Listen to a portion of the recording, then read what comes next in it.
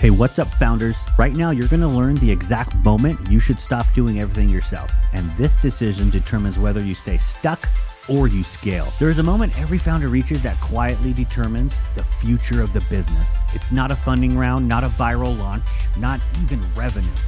It is the moment you realize that doing everything yourself is no longer hustle. It is the bottleneck. In the beginning, doing everything totally makes sense. You're close to the customer, you learn fast, every task teaches you something. Wearing every hat feels productive, because it is. But eventually, what helped you grow starts holding you back. That moment does not announce itself. There's no alert telling you it's time to stop. It shows up as exhaustion, constant context switching, long days where you're busy, but progress feels slow. You answer emails, fix small issues, jump into tasks that technically matter. Yet, none of them meaningfully move the business forward. Most founders misread this phase. They think the solution is more discipline.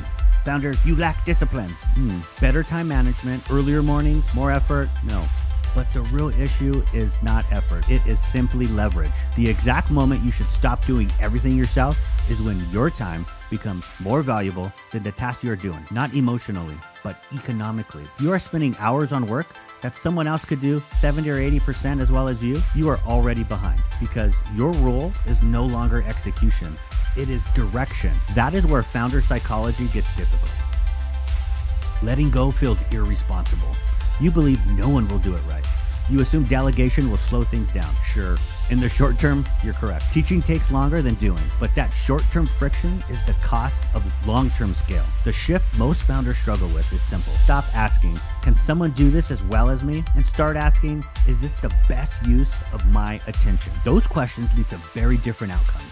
Founders who stay stuck stay operational. They measure value by busyness. They confuse control with leadership. They build a job and not a company. Founders who scale protect their attention aggressively. They step out of repeatable, predictable, trainable work. They reinvest that time into vision, strategy, hiring, and culture. A simple rule helps. If a task shows up every week and does not require founder-level judgment, it is a delegation candidate. Not because it is unimportant, because it is important enough to systematize. The goal is not to disappear from the business. It is to move up a level from doing the work to designing the work.